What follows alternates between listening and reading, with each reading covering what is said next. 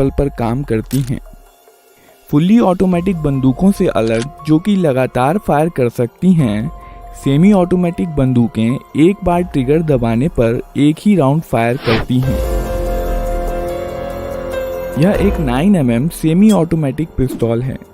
इस वीडियो में हम देखेंगे कि सेमी ऑटोमेटिक हैंडगन्स और पिस्तौलें कैसे काम करती हैं। यह एक कारतूस या कार्ट्रिज है।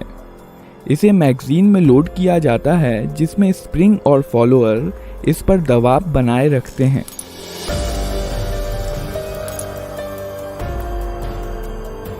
मैगजीन का डिज़ाइन कुछ इस प्रकार का होता है कि कारतूस आगे स्लाइड होकर ही बाहर आ सकता है। इस मैगजीन को बंदूक में रखा जाता है।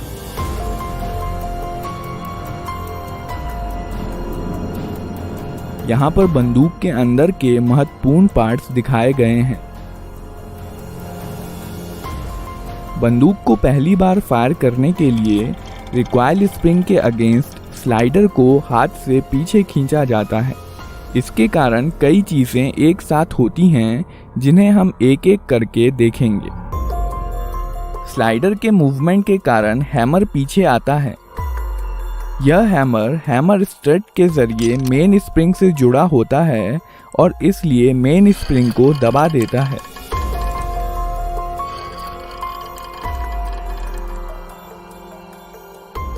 यह सीयर है। यह हैमर के मूवमेंट को कंट्रोल करता है। जब स्लाइडर पीछे जाता है तब सीयर लीफ स्प्रिंग के दबाव में हैमर के साथ एंगेज हो जाता है और हैमर को वापस जाने से रोकता है।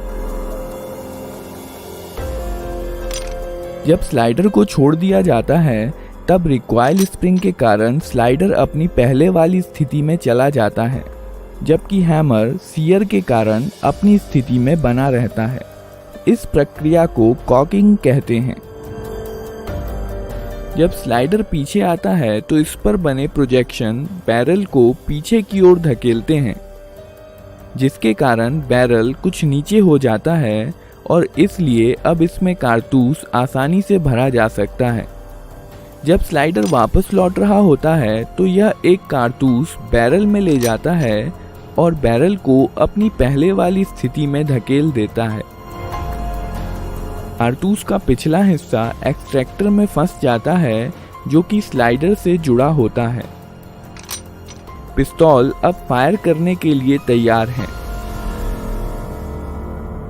जब ट्रिगर दबाया जाता है, सीयर डिस्कनेक्टर के माध्यम से धकेल दिया जाता है,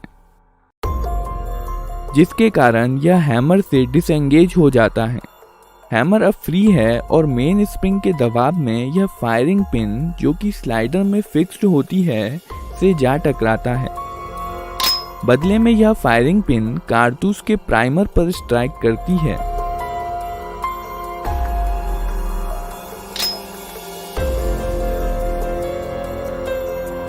प्राइमर में इम्पैक्ट सेंसिटिव एक्सप्लोजिव होता है, जो फायरिंग पिन के टकराने की वजह से जल जाता है।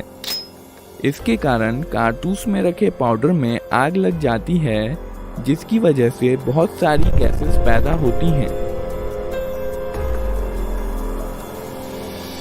और इस प्रकार बुलेट के पीछे की जगह बेहद हाई प्रेशर गैसों से भर जाती है। इसलिए बुलेट पर पीछे से बल लगता है, जिसके कारण बुलेट बहुत तेज गति के साथ बैरल से बाहर निकलती है। बुलेट के बाहर आ जाने पर यह गैसेस एटमॉस्फेयर में चली जाती हैं और अब यह बुलेट पर कोई बल नहीं लगाती हैं और बुलेट अपने मोमेंटम के कारण आगे बढ़ती जाती हैं।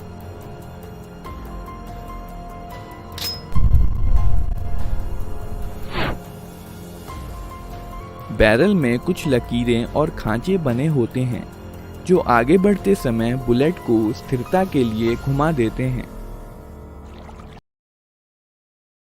स्लाइडर को पीछे धकेलने में इस्तेमाल हो जाती है।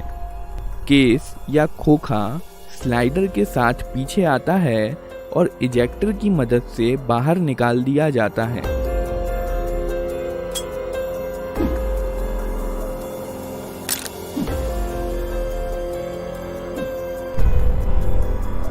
साथ ही साथ स्लाइडर हैमर को पीछे धकेलता है और बंदूक को अपने आप रिलोड भी कर देता है। और अब बंदूक अगला राउंड फायर करने के लिए तैयार है। ट्रिगर दबाने पर सीधे सीयर पर धक्का नहीं लगता है, सीयर डिस्कनेक्टर की मदद से धकेला जाता है। जब स्लाइडर पीछे की तरफ जाता है तो इस पर बने स्लॉट की मदद से यह डिस्कनेक्टर को नीचे की तरफ खिसका देता है। अब ट्रिगर और सीयर अलग हो गए हैं और इसलिए ट्रिगर दबे होने पर भी सीयर हैमर के साथ एंगेज हो सकता है। जब ट्रिगर छोड़ दिया जाता है तब डिस्कनेक्टर लीफ स्प्रिंग के दबाव के कारण स्लाइडर के स्लॉट में चला जाता है और अब बंदूक फिर से फायर की जा सकती है। ग्रिप सेफ्टी बंदूक को अपने आप फायर करने से रोकती है। जब बंदूक को हाथ से पकड़ लिया जाता है तभी ट्रिगर डिस्कनेक्टर के जरिए सीयर को मूव कर सकता है।